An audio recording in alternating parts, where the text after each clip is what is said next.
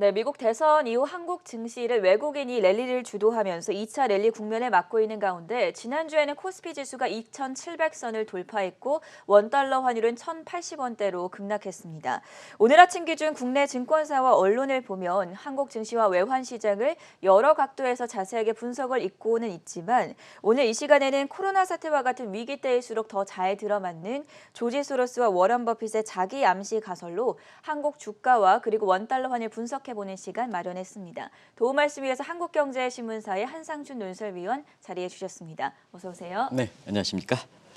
네, 위원님, 미국도 사상 최고치 행렬을 이어가고 있습니다. 지난 주말에 다우지수가 안정적으로 3만 시대 재돌파하는 흐름 보여주지 않았습니까? 네, 오늘 그 전 앵커가 좋은 말씀을 하고 다른 한편에서는 불안감도 있는 말이 악재도 호재로 이렇게 전환해서 생각 반영한다 하는 이 말씀이 지금 글로벌 증시, 미국뿐만 아니라 글로벌 증시의 모습이 아닌가 생각합니다. 네. 아무래도 그 연말까지는 미국의 그 경기 부양책 여기에 따라서 돈을 얼마나 푸느냐 하는 이 대목이 가장 그 세계 증시 입장에서는 관심이 될 거로 이렇게 보이는데요. 그만큼 위기가 있기 때문에 그렇습니다. 아시겠습니다만 요즘 그 증시 상황과 달리 2차 팬데믹에 대한 상황은 날로 좀 악화되고 있지 않습니까? 그렇죠. 우리나라도 그렇고 전 세계적으로 그렇고 미국은 뭐 더더욱 그럴 뿐만 아니라 유럽 같은 경우는 아주 심각하고요. 그리고 미국 같은 경우에는 지난 하반기 접어들면서 집세를 내지 않는 사람들에 대해서 좀 미국 같은 경우는 이제 주급이라든가 이런 거기 때문에 네. 집세를 내지 않으면 바로 홈레스로 해서 바로 그 거리로 쫓겨나가는데요. 이상하게 거리로 쫓겨나가면 안 되니까 이렇게 정부 차원에서 금지를 했거든요. 이것이 마감 시한이고 이렇게 도래됐습니다. 겨울철인데, 근데 경기 부양책이 이렇게 되지 않음에 따라서 결과적으로 2차 경제 재봉쇄 그리고 집을 이렇게 내줘야 되는 이런 상황이 많아진다면 최악의 상황이 되고 있거든요. 네. 그렇기 때문에 지금은 아직 정권 인수를 하지 않은 상태입니다는 실질적으로 바이든 정부가 출발했다고 본다면 화급한 데가 공화당보다는 민주당입니다. 아시겠습니다. 민주당은 2조 이상 사실 그 경기 부양책이 이렇게 적고 공화당 같은 경우는 트럼프는 1조 9천억이고 공화당 공식적으로 보면 한 1조 5천억 정도 이렇게 됐습니다는 지금은 트럼프의 여러 가지 시각, 공화당의 여러 가지 다음 차기 선거를 해서 굉장히 바이든 정부를 끌어내리려는 심리에서 경기 부양책 규모가 굉장히 줄어드는 상태거든요. 그게 9천억, 5천억 정도 그렇죠. 이렇게 줄어든 상태에서 화급한 민주당이 사실 공화당에 이렇게 외형상으로는 주도권을 내주는 상태에서 경기 부양책만 합의해라 하는 이런 쪽으로 가는 이런 시각이다 이렇게 이제 보시면 되겠습니다. 그래서 주가가 이렇게 많이 올라가다 보니까 경기 부양책에서 미국 증시가 아주 좋다, 미국 경기가 어떻게 좋다 하는 이런 시각과는 이렇게 정반대 상황으로 이렇게 가고 있다 이렇게 됐습니다. 아무래도 이러다 보니까 경기 부양책이 결국은 연내에 합의되지 않겠느냐 하는 이런 시각이 증시를 끌어올리고 있다 이렇게 됐습니다. 지금 미국 국민들 사이에서는 여러 가지로 경제가 어려운 상황이고 중하위 계층일수록 경제가 어려운 상황이거든요. 그러다 보니까 오로지 주식뿐이 믿을 게 없다 하는 이런 시각이 많습니다. 그래서 이전에 골드라스 스테인이랑 퍼머 얘기를 했습니다는 또 주말에 새로운 얘기를 좀 말씀드리겠습니다.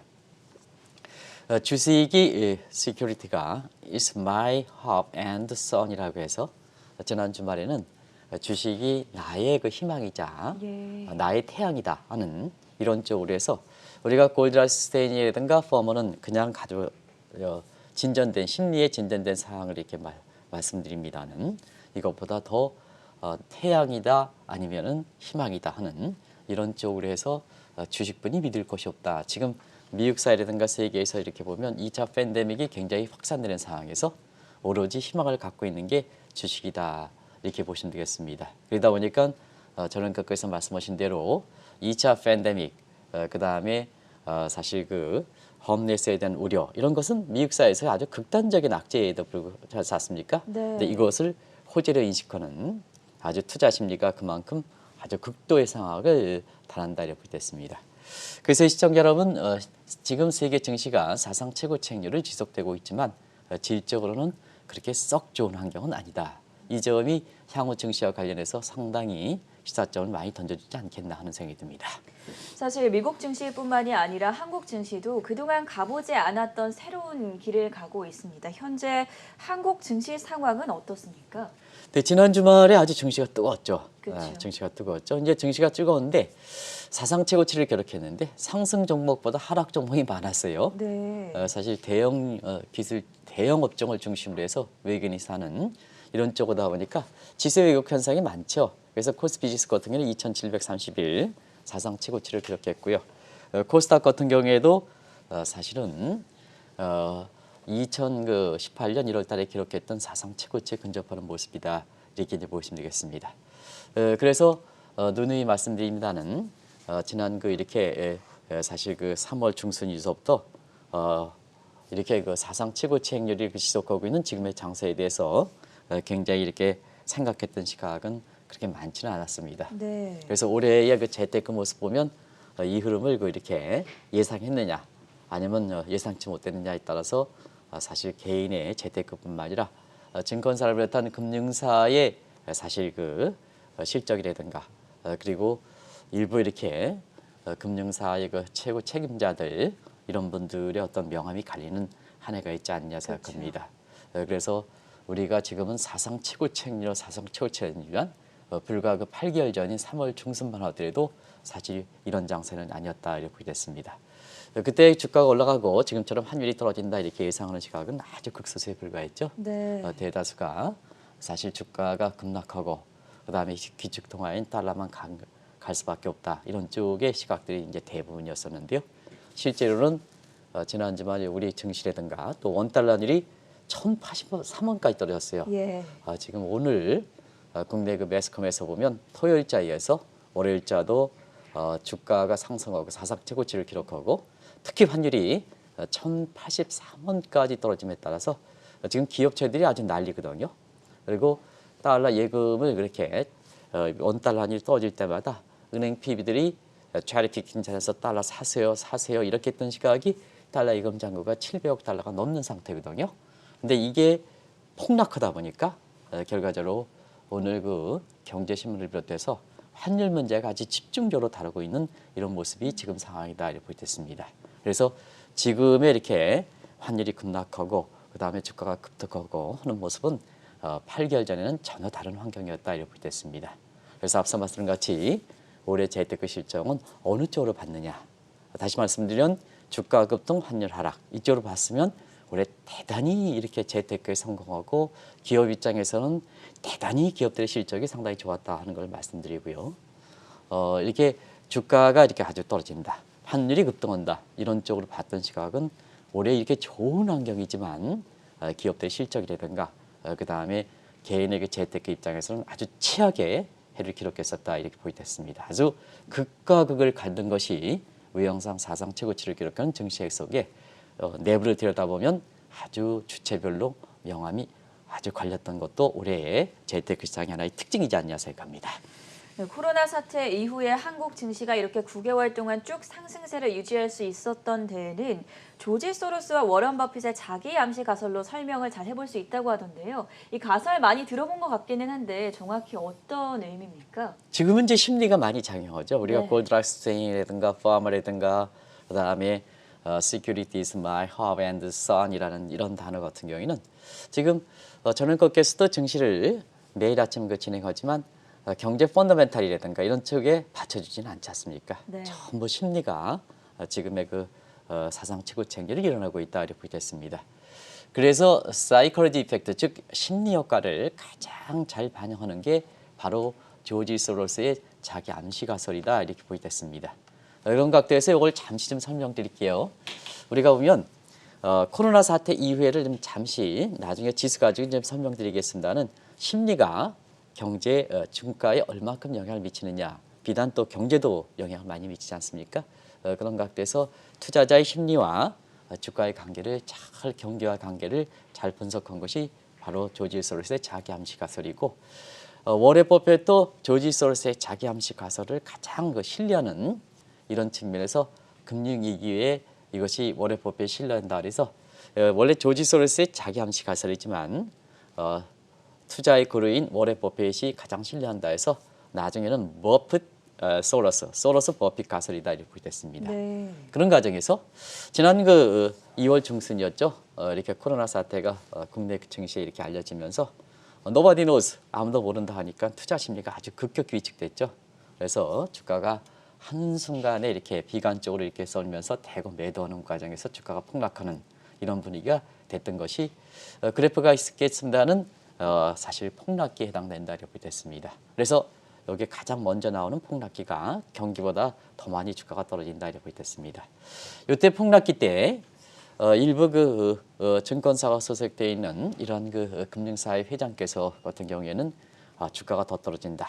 또 믿을 것이 기축통화뿐이 없다. 이렇게 하지만 공교롭게도 3월에 임시회의, 페드 임시회를 개최를 해서 유동성을 무제한 공급하는 이런 심리가 되다 보니까 경기가 좀 나아지지 않느냐. 여기서 경기가 나아진다는 것은 경기가 실제로 나아지는 게 아니라 돈을 많이 뿌려대면 심리가 낙관적으로 흐르지 않습니까? 네. 그런 과정에서 예상치가 낮게 나오더라도 실적치가 좋게 나온다. 이게 이제 경기 개선 심리입니다.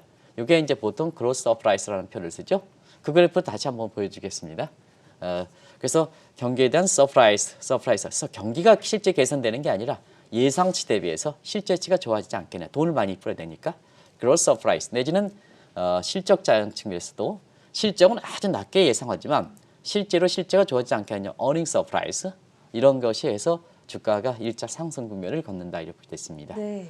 그런 과정에서 어느 정도 이렇게 하면 경기가 쫓아오지 않지 않습니까? 경기가 쫓아오지 않으면 주가에 대해서 밸류에이션 부담 이런 게 나오면서 그렇죠. 사실 주가가 한동안 맴돌이 국면이 있다 이렇게 됐습니다. 이게 1차 조정 국면이다 이렇게 됐습니다. 그래서 경기 문제가 어느 정도 백업이 되면 그때부터는 다시 투자 심리가 낙관적으로 흘리면서 저기 주가가 지금 현위치에 있는 국면, 주가가 쭉 올라가는 이런 단계죠. 그래서 지금 한편으로 사상 최고치를 기록하지만 경기라든가 이런 것이 과연 얼마큼 뒷받침해 주느냐 하는 이런 쪽의 심리들이 있거든요. 예. 그래서 만약에 이때도 사실 경기가 바로 쫓아오지 못하면 2차 맴돌이 국면이 있다. 그러면 이제 여기서 갈림길입니다. 아마 지금의 현위치 상황에서는 주가가 좀 더 올라간다 하더라도 자 지금 2차 조정 국면, 2차 조정 국면 이런 상태에서 이때 경기가 내년도에 좋다면 다시 한번 3차 상승 국면에 들어가는 거고 그다음에 주가가 고평가됐으니까 경기가 받쳐주지 못하면 주가가 과잉 조정 국면 의외로 많이 떨어진다. 그래서 1차의 폭락기 상황 같은 네. 이런 상황이 연출될 수 있다 해서 이 조지 소로스의 자기 암시 가설은 투자자의 심리, 경기, 주가의 관계를 아주 잘 묘사했다는 측면에서 다시 한번 월가에서 아까 전원께서 이게 금융위기 당시에는 굉장히 호평을 많이 받았던 거거든요. 그래서 눈에 있는 가설이죠. 네. 근데 코로나 사태 이후에 사실 이렇게 금융위기보다 더는 코로나 사태에서 다시 증시 상황을 설명할 수 없다 보니까 기존에 펄이라든가 이런 거 설명할 수 없다 보니까 여러 가지에서 PDR 지표라든가 PPR 지표로 나오는 거고 그다음에 PBR, PPR은 단순히 개별 종목에 따라서 사실 그 적정성을 따지는 새로운 평가 지표입니다는 이렇게 최근에 보면 심리적인 측면에서 너무 낙관적으로 쏠리다 보니까 향후의 증시와 관련해서 어떤 쪽이 올 것이냐 하는 이 측면에서 다시 한번 이 소로스와 버핏 가설이 등장하고 있다 이렇게 보겠습니다. 지금 설명해 주신 이 조지 소로스의 자기 암시 가설을 적용해 본다면 현재 한국 주가는 어떤 상황인지도 한번 평가해 주실 수 있을까요? 네. 아까 그 그래프를 좀 다시 한번 보여주시죠. 그래프를 보여주시면 그냥 그 그래프를 가지고 되겠습니다. 네. 첫 번째 폭락기는 2월 14일인가요? 우리 주가가 2243에서 3월 19일 날 1457까지 떨어졌던 게 저 폭락기다 이렇게 됐습니다. 그리고 1차 상승기는 그때부터 3월 19일에 1457서부터 아마 8월 14일로 기록됩니다. 네. 그래서 우리가 8월 달에 미국 증시를 좀 이렇게 사실 이렇게 차익을 실어내세요. 한국도 경우에 따라서 한 차익을 실어내세요. 이런 쪽에 얘기했던 시각이 8월 14일 날 2407까지 갔습니다. 이게 1차 상승 국면이 아닌가 생각합니다. 그 위에 저는 거기서 방송을 계속 이렇게 했습니다는 오늘도 미국 기술주들이 1개월인가 2개월 정도 조정 국면을 하고 있다 이렇게 네, 맞습니다. 다시 30분부터 네. 이렇게 방송했지 않습니까? 그런 국면에 해당되는 게 아닌가 생각합니다. 우리 증시 이렇게 보도 8월 14일부터 미국의 그 대선이 이렇게 끝날 때까지 우리 증시가 2,300, 2,400에서 왔다 갔다 했죠. 상당히 왔다 갔다 했죠. 그런 측면이 아마 1차 조정 국면이 아닌가 생각합니다. 앞서 조지 솔서 버핏의 가설에서 1차 이렇게 조정 국면이 아닌가 생각합니다.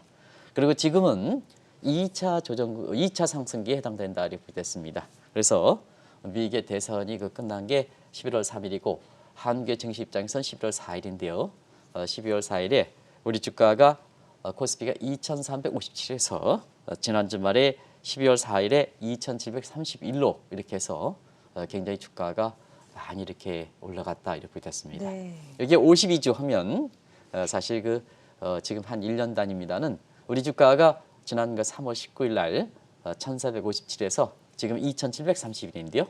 그러한 과정 폭락기 1차 상승기, 1차 조정기, 2차 상승기 그다음에 향후에는 어떻게 될 것이냐 하는 측면이 지금 시청자분도 아마 관심이 되지 않겠나 하는 생각이 듭니다. 그래서 이러한 조지 소스의 자기 암시 가설은 아주 정확하게 들어맞습니다.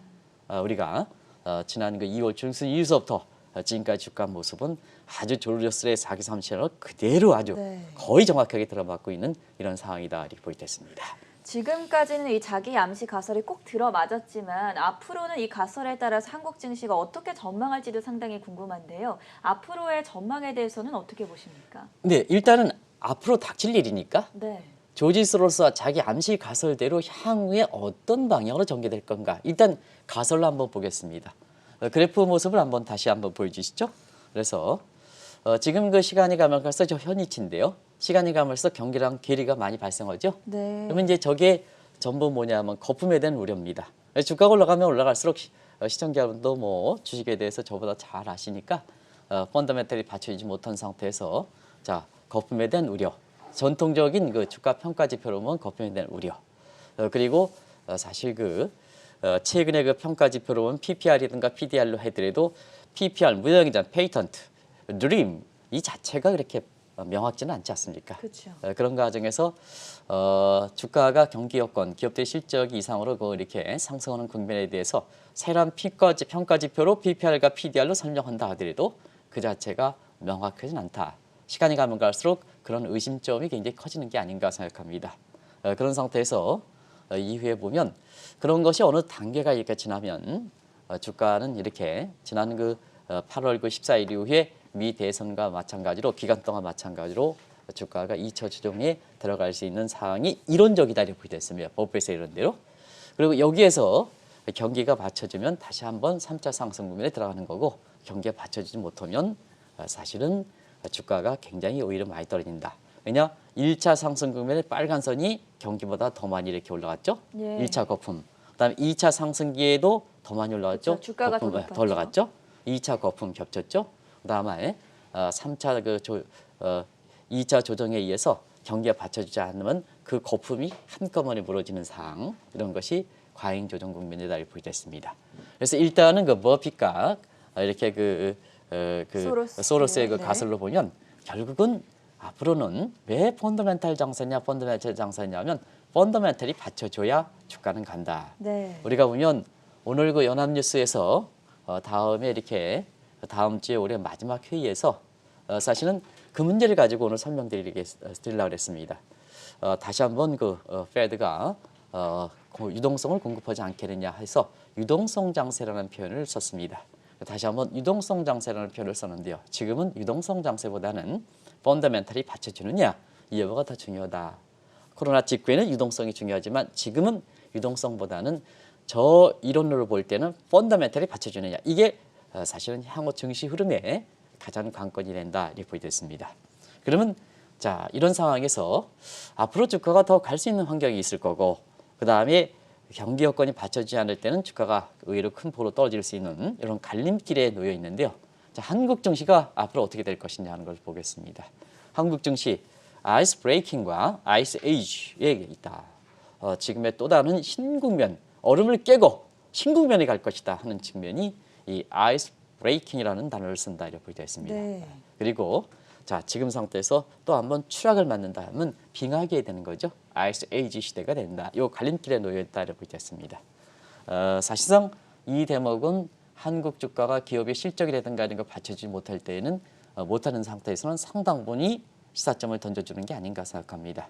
그런 과정에서 오늘 증시에서 낙관론을 불고 있습니다는 한국경제신문에서 오늘 사실은 내년에 2차 위기가 온다. 위기가 온다. 그리고 뉴욕의 무슨 대학에서 저는 이름은 잘 모르는 학교인데요. 거기 미래와 관련해서 굉장히 좋은 학교라고 그러더라고요. 네. 저는 잘 모르겠습니다. 미국에서 오랫동안 있긴 했어도 잘 모르겠는데요.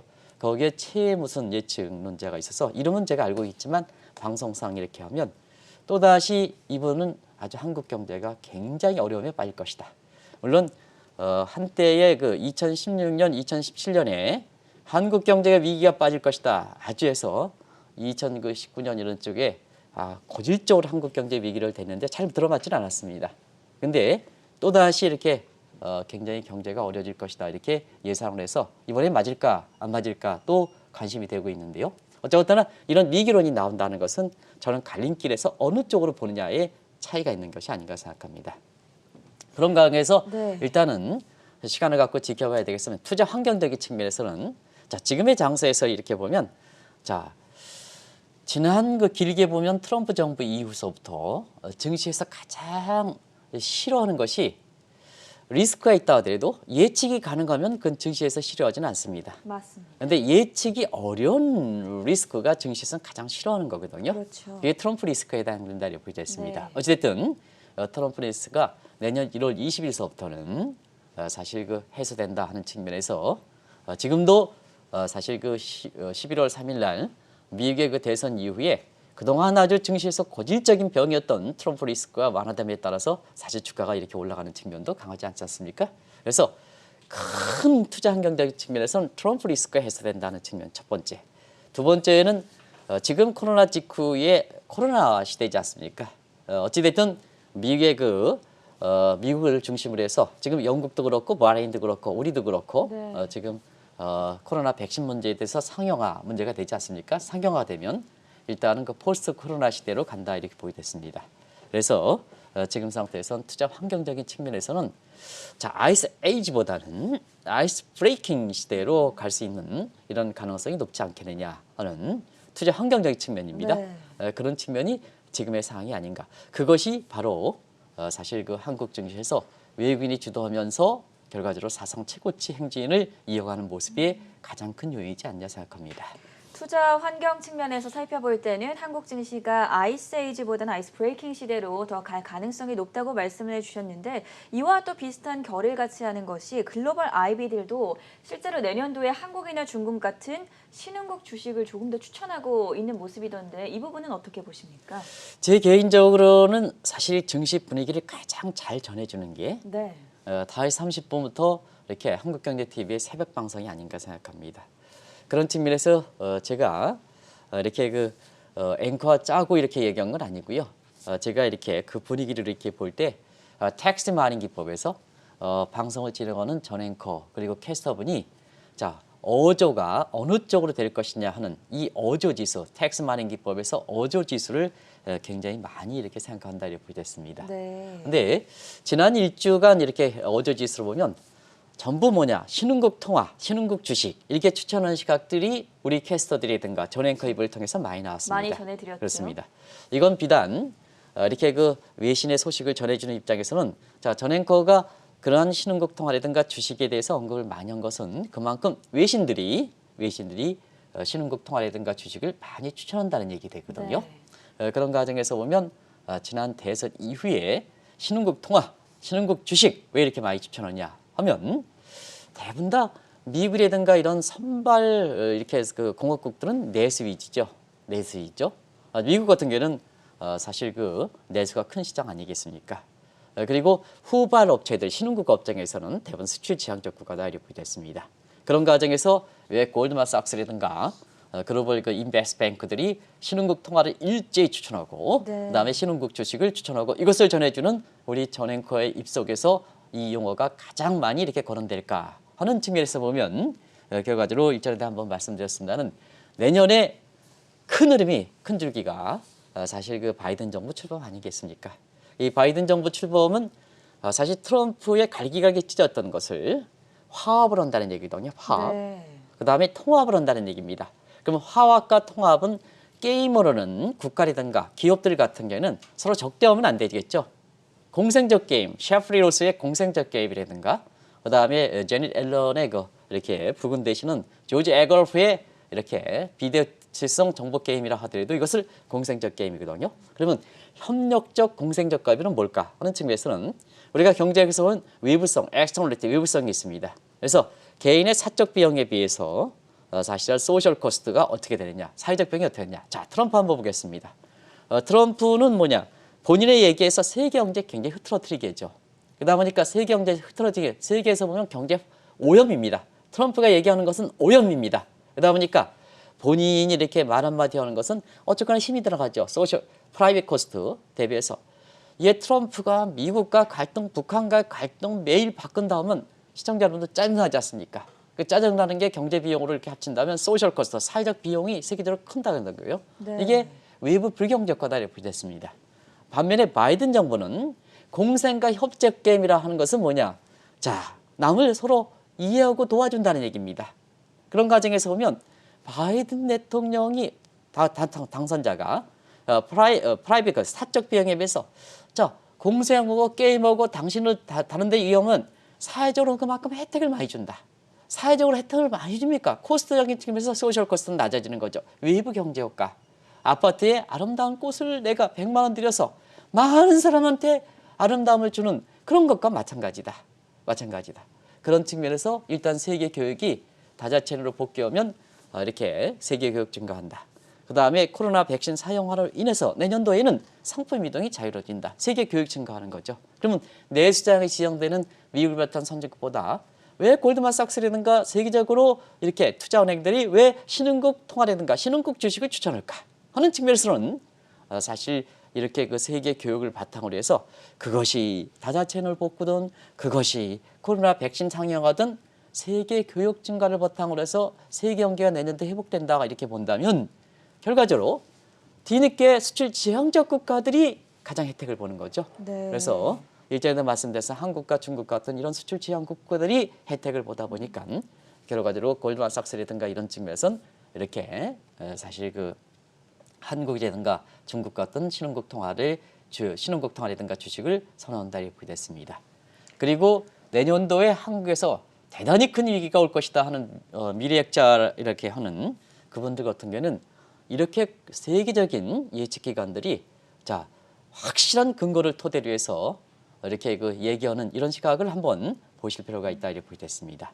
물론 그분도 나름대로의 훌륭한 그 이렇게 지식을 갖고 있고 이렇게 있습니다는 이런 쪽의 흐름과는 좀 다소 이렇게 격리된 흐름에서 이렇게 뚱딱 맞게 위기론이 제기되다 보니까 굉장히 그것을 듣는 이렇게 그리고 언론도 사실 그렇습니다. 그런 게 나올 때는 우리 기자들이든가 이런 사람들이 있잖아요. 사회적으로 생각해서 사실이 나왔다고 해서 전파하는 것보다는 그걸 제3자 소금 역할에서 그대로 전하는 것보다는 이런 세계적 흐름을 이렇게 돼서 네. 그래서 자 세계적으로 보면 한국 증시라든가 한국 경제를 가장 추천하는데 왜 이런 위기설이 나올까 하는 측면에서는 이게 현 정부 영합 여부와 관계없이 그런 것도 옳게 가르치는 것이 소금 역할하는 언론의 역할이다 하는 것을 꼭 좀 말씀드리겠습니다. 사실 있으면 그대로 전해주는 것보단 기자들도 다 훌륭하니까 그런 걸 좀 경중을 가려서 이렇게 때만 되면 우리가 그렇지 않습니까? 올해도 증시가 이렇게 많이 올라가는데 네. 이렇게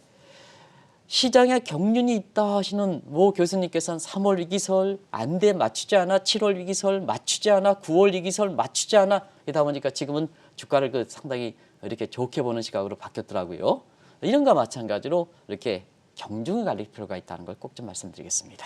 그렇다면 앞으로 한국 증시의 움직임은 그동안 2차 랠리를 이끌어왔던 외국인이 다시 한번 주요 역할을 하실 거라고 전망하십니까? 네, 지금은 이제 2차 랠리는 우리가 말씀드렸다시피 외국인이죠. 그렇죠. 외국인이 이제 미 대선 이후에 2차 랠리 국면을 이렇게 주도하고 있는데 결과적으로 보면 한국의 대표업종 주가가 올라가다 보니까 네. 결국 대표업종이 올라가다 보니까 삼성전력 올라가면 우리 코스피 올라가죠. 그래서 지난주에 한번 보겠습니다. 지난주에 한국경제TV에 이렇게 나오셨던 뭐 전문가, 와우TV의 전문가들도 훌륭하신 분이 많습니다. 거의 아주 방송을 맡고 계시는 그 책임자인 이렇게 조상모께서는 아주 그 전문가에 나온 사람을 아주 신뢰성을 부과하는 것이 생명이다 해서 굉장히 엄정하게 되는데요. 그분 중에 하나가 이런 얘기를 했습니다. 주가는 사상 최고치를 기록하지만 상승 종목에 비해서 하락 종목이 더 많습니다 하는 것이 바로 외국인이 주도할 때 대표업종, 대표 기업을 사기 때문에 그렇다 이렇게 됐습니다. 그리고 또 하나는 원달러 환율이 이렇게 외국인이 하다 보니까 1083원까지 갔죠. 이게 1083원까지 갔죠. 82원, 83원 이렇게 갔죠. 네. 기업들이 당황하는 겁니다. 지금 와서 이제는 달러를 더 매입해야 된다 하는 이런 시각보다는 추세적으로 환율이 이렇게 변동성이 있겠지만 추세적으로 환율이 더 떨어질 것이다. 이렇게 이제 보시는 시각이 아마 맞지 않냐 생각합니다. 결과적으로 보면 자, 외국인이 지금 같은 이렇게 보면 사실 두 가지 측면이거든요. 자, 계속해서 외국인이 들어오려면 한국 경제가 받쳐줘야 됩니다. 근데 외부적인 여건은 좋습니다. 다자채널로 복귀하고 폴스 코로나 재단인데 이게 지난번 말씀드린 이걸 어떻게 외부 환경이 좋아지는 것을 내부로 이렇게 연결시키느냐 하는 측면이 중요하거든요. 우리 그 문재인 대통령을 비롯해서 경제 강요들이 여기서 중요한 겁니다. 네. 대외 환경은 중요하지만 자, 외국인들이 이렇게 계속해서 외국인들은 한국을 사는 거거든요. 한국의 펀더멘탈을 유동성을 사는 한국의 펀더멘탈을 사는 거. 그게 대표 기업을 사는 거거든요. 그럼 외부 환경은 좋다. 투자 환경. 이거를 사실상 우리 경제 성장을 이끌어 줄 것이냐 하는 측면인데요.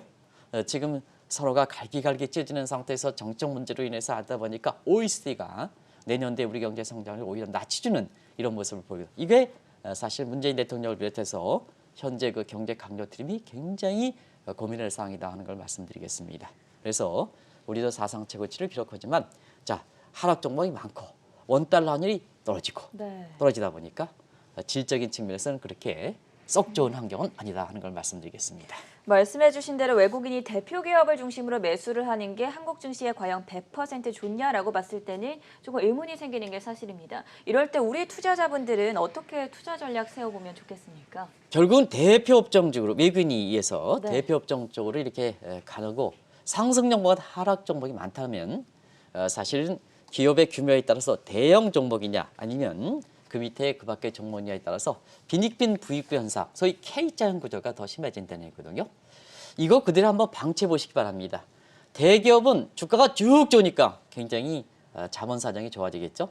그러나 중하위 계층들 같은 경우 주가가 떨어지다 보니까 어려워지는 거죠. 코로나 사태는 장기화되니까 국난국보 지원금도 지금 많이 이게 굉장히 1차 코로나 직후보다는 많이 사정이 어려진 상태거든요. 자, 이 상황 극복하지 않는다 하면 보시기 바랍니다. 외형상 지수는 사상 최고치를 기록했지만 네. K자형 구조가 되지 않을 때는 자, 소득 불균형이 더 심해지겠죠. 왜냐하면 대형 업체에 속해 있느냐 아니냐에 따라서 근로자 간의 소득 불균형이 굉장히 심해지겠죠. 그렇죠.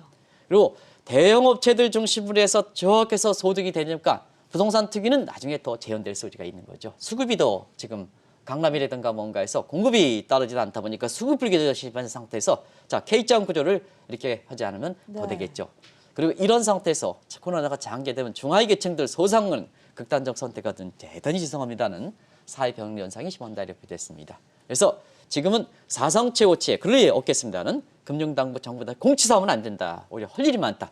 외부 환경은 좋았지만 이걸 어떻게 내부로 인터널리제이션 할 것이냐 하는 측면.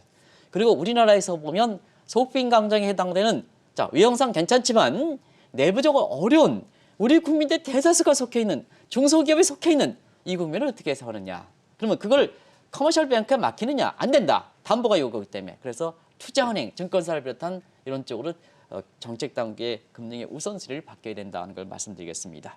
그리고 그 동학개미들도 지금 1인당 투자 금액이 1,000에서 2,000만 원인 상태에서 대형 업체 압니다. 우리 동학개미들 얼마나 현명합니까? 알면서도 투자 금액이 1,000에서 2,000만 원이니까 안 되는 거거든요. 그런 측면에서 지금은 1차 상승 국면도 2차 미 대선 이후가 외국인이 주도할 때가 더 이렇게 실익이 없다 이렇게 얘기하거든요. 그러면 투자 환경을 바꿔줘야죠. 두 가지 측면.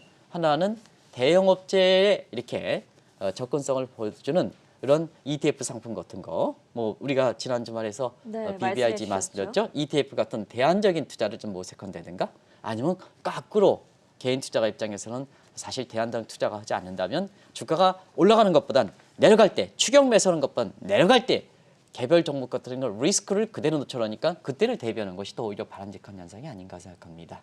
이런 것을 문제를 풀어줄 필요가 있다고 하고요. 그다음에 지금 환율이 1,083원 가니까 2원 가니까 또 체리피킹 차원에서 은행의 PB들이 다시 이분들은 간도 큰 것 같습니다. 우리가 1,280원에 주가가 조금 떨어지면 1,250원 할 때 체리피킹 올려, 그다음에 1,200원 떨어질 때 올려, 자 1,150원 할 때 올려 체리피킹. 지금 1,083원까지 떨어졌습니다. 네. 그때 이렇게 추천했던 시각이 달러 손실이 얼마나 됐습니까? 근데 또 1,083원 또 올려 그러지 말고요. 변동성은 있습니다. 이렇게 그때 오늘도 환율이 뭐냐? 아까 김선영 대표 보면 환율이 이런 상승에서 출발한다는 거 아니겠습니까? 그거 중요한 거 아닙니다. 개인 입장에서는 또 기업 입장에서는 그래서 장기적으로 6개월, 1년 후에는 그래서 1년 정도 이후에는 원달러 환율이 1,000원 내까지 떨어진다 하는 이런 시각으로 변동성이 있지만 그런 게 미리미리 대비해 나가는 것이 좋은 시점이 아닌가 생각합니다. 네, 연일 사상 최고치를 경신하고 있는 우리 증시, 오늘은 조지 소로스와 워런 버핏의 자기 암시 가설로 본 한국 증시와 원달러 환율 전망에 대한 자세한 분석 함께 들어봤고요. 지금까지 한국경제신문사의 한상춘 논설위원이었습니다. 말씀 대단히 고맙습니다. 네, 고맙습니다.